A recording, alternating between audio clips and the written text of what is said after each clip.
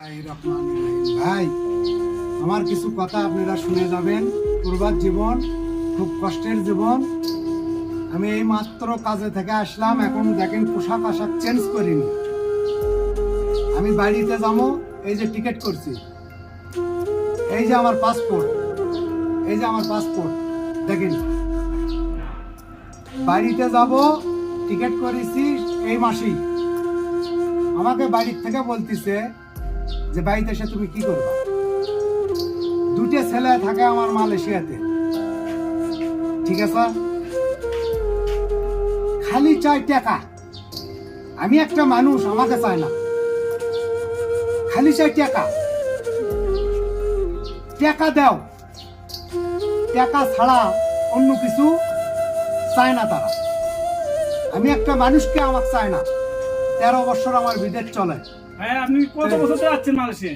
আমার 13 বছর চলে, 13 বছর। এত বছর ধরে আছেন, তাও ভাই এই যে টিকিট করেছি, এই যে টিকিট, প্লেনের টিকিট, এই যে এই টিকিটের কোনো দাম নাই, মূল্য নাই। ছিলাম টিকিট আমি।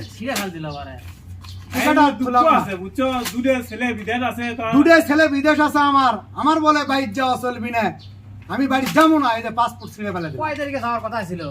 এই ভাই ছিঁড়ে ফেলে দিল। এই মাসেই আমার, এই মাসেই যাওয়ার কথা ছিল। আর যাবো না, বাড়িতে যাবো না। এই যে ছিঁড়ে ফেলে দিলাম পাসপোর্ট ছিঁড়ে ফেলে দিলাম, এই যে ছিঁড়ে ফেলে দিলাম সব। আর কোন দিনে যাবেন না? না বাড়িতে যাবো না, সব ক্লিয়ার করে দিলাম।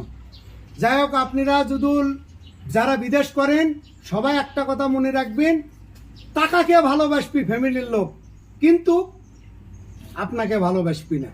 এটাই হচ্ছে মেন উদ্দেশ্য মানুষের।